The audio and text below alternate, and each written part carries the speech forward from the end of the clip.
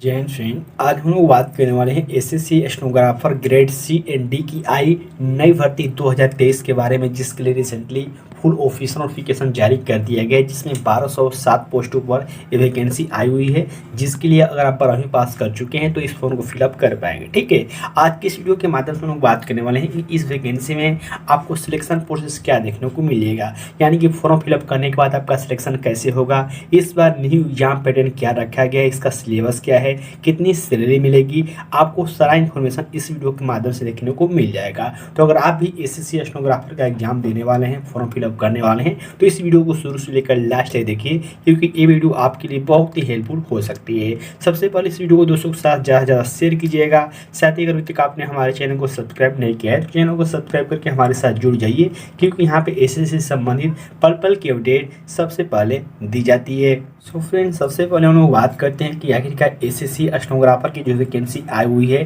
Grade C and D के लिए, इसमें सिलेक्शन प्रोसेस क्या होगा, यानी कि फॉर्म फिलअप करने के बाद हमको क्या करना होगा ताकि जॉब मिल जाए, इसका सिलेक्शन प्रोसेस क्या है। ठीक है, तो देखिए फॉर्म फिलअप करने के बाद आपको 2 स्टेज इसमें पार करना होगा जॉब लेने के लिए। पहला स्टेज ये है कि आपको कंप्यूटर बेस्ड एग्जाम लिया जाएगा, यानी कि सीबीटी एग्जाम लिया जाएगा। इसके बाद आपका स्किल टेस्ट लिया जाएगा। ठीक है, तो चलिए हम लोग एक एक करके डिटेल में समझते हैं।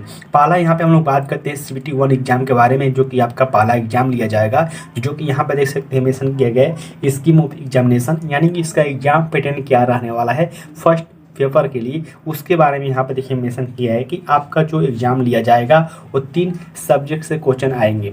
जैसे कि यहाँ पर देखिए मेंशन किया गया है जनरल इंटेलिजेंस एंड रीजनिंग से 50 क्वेश्चन रहेंगे, जनरल अवेयरनेस से 50 क्वेश्चन रहेंगे, साथ ही इंग्लिश लैंग्वेज एंड कम्प्रहेंशन से 100 क्वेश्चन रहेंगे, यानी कि टोटल प्रश्नों की संख्या जो आपको 200 हो जाएगा और टोटल ही मार्क्स आपको 200 अंकों के होंगे। और आपका इसमें टाइम ड्यूरेशन, यानी कि आपको जो समय दिया जाएगा एग्जाम देने के लिए, वो आपको 2 घंटे दिया जाएगा। अब यहाँ पे एक बात ध्यान दीजिएगा, और कि यहाँ पे नीचे आने के बाद एक बात इंपॉर्टेंट मेंशन किया है कि इस पेपर को, यानी कि जो आपका एग्ज़ाम होगा, सिर्फ आप 2 ही लैंग्वेज दे पाएंगे, यानी कि आप एग्ज़ाम देते समय हिंदी में या फिर इंग्लिश में, दोनों में से कोई भी आप लैंग्वेज चूज करके अपना एग्जाम दे सकते हैं। यहाँ पे याद रखिएगा कि इसमें निगेटिव मार्किंग नहीं देखने को मिल जाएगा 1/3 का, यानी कि 3 क्वेश्चन गलत होने पर आपका 1 नंबर काट लिया जाएगा। ठीक है, बिल्कुल आप इस बात को याद रखिएगा, जो कि यहाँ पे निगेटिव मार्किंग को लेकर बहुत सारे बच्चों को डाउट रहते हैं। और हम लोग बात करते हैं कि आखिरकार इसका सिलेबस क्या है। ठीक है, तो यहाँ पर देखिए आपका जो फर्स्ट एग्जाम होगा, जो सीबीटी एग्जाम होगा, उसका सिलेबस यहाँ पर देखिए मेंशन किया है कि कंप्यूटर बेस्ड जो आपका एग्जाम होगा उसका सिलेबस, जैसे कि यहाँ पर देख पाएंगे मेंशन किया गया जनरल इंटेलिजेंस एंड रीजनिंग का जो सिलेबस है, यहाँ पर देख सकते हैं उन सारे टॉपिकों को ऐड किया गया है जो कि जनरली रीजनिंग में पूछे जाते हैं। अगर आप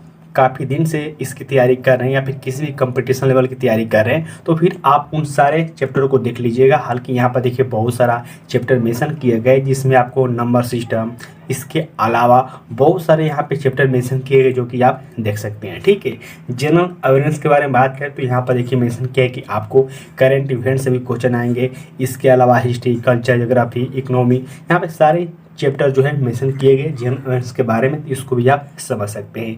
हम लोग बात करें इंग्लिश लैंग्वेज एंड कम्प्रहेंशन के लिए, तो बहुत ही आपके लिए इंपॉर्टेंट हो जाते हैं, क्योंकि यहाँ से 100 नंबर के क्वेश्चन पूछे जाएंगे, जो कि 100 क्वेश्चन भी रहने वाले हैं। इन सारे सिलेबस को आप डिटेल में समझ गए होंगे। देखिए अगर आप सीबीटी एग्जाम पास कर लेते हैं तो फिर आपका स्किल टेस्ट लिया जाता है। ठीक है, स्किल टेस्ट में क्या होता है कि शॉर्ट हैंड टाइपिंग मांगा जाता है। ठीक है, शॉर्ट हैंड टाइपिंग एक अलग होता है, और जो आप इंग्लिश टाइपिंग कंप्यूटर मारते हैं वो अलग होता है। ठीक है, इस बात को बिल्कुल आप याद रखिएगा, जो कि यहाँ पे मेंशन किया गया है। अब यहाँ पे देखिए मेंशन किया है कि जो आपका स्पीड होना चाहिए वो कितना होना चाहिए, तो यहाँ पर देखिए मेंशन किया गया है 100 वर्ड पर मिनट आपका होना चाहिए स्टेनोग्राफर सी के लिए, 80 वर्ड पर मिनट होना चाहिए ग्रेड डी के लिए। ठीक है, यानी कि आपका इतना शॉर्ट हैंड टाइपिंग स्पीड होना जरूरी है। तो अगर आप चाहते हैं कि इसमें आप जॉब ले, तो आपको शॉर्ट हैंड टाइपिंग अभी से सीखना शुरू कर देना चाहिए। यहाँ पर देखिए मेंशन किया गया है कि जो आपका शॉर्ट हैंड टाइपिंग लिया जाएगा ग्रेड डी, यहाँ पर देखिए हिंदी इंग्लिश दोनों के लिए, तो यहाँ पे आपका टाइम ड्यूरेशन 50 मिनट है इंग्लिश में, हिंदी में 65 मिनट, ठीक है। और यहाँ पे देख सकते हैं सी के लिए 40 और 55, तो ऐसे करके आपको बांटा गया है। यानी कि अगर सी पोस्ट के लिए आवेदन करते हैं तो यहाँ पे अलग हो जाएगा, डी के लिए आवेदन कर अलग हो जाएगा, ठीक है। तो बिल्कुल आप इस बात को याद रखिएगा। अब हम लोग बात करते हैं कि आखिरकार जो कैंडिडेट यहाँ पे स्किल टेस्ट में भी सफल हो जाते हैं, क्या उनको जॉब मिल जाएगा? बिल्कुल जॉब मिल जाएगा। अगर आपका डॉक्यूमेंट वेरिफिकेशन कंप्लीट होता है तो फिर आपको फाइनली जो आपका है जॉब दे दिया जाएगा, ठीक है। अब हम लोग बात कर लेंगे यार इसमें सैलरी कितनी मिलती है। सैलरी के बारे में तो सबसे पहले हम लोग बात करते हैं कि आखिरकार ग्रेड सी के लिए जो बेसिक सैलरी रहता है वो कितना रहता है। तो देखिए बेसिक सैलरी आपको 9,000 कुछ रुपया रहता है, लेकिन ग्रोस पे जो होता है ये आपको 50,000 कुछ रुपया हो जाता है, जो कि अच्छा खासा सैलरी माना जाता है। वही हम लोग बात करें ग्रेड डी के लिए जो आपका बेसिक सैलरी होता है वो 5,000 से लेकर 20,000 के बीच होता है, और फाइनली जो आपका ग्रोस पे होता है ये आपको 37,000 कुछ रुपया हो जाता है। तो सैलरी आपको अच्छा खासा मिलता है, आपको सैलरी के बारे में ज़्यादा टेंशन लेने की जरूरत है नहीं, और मैंने यहाँ पे स्क्रीनशॉट पे लगा दिया हुआ है, ठीक है।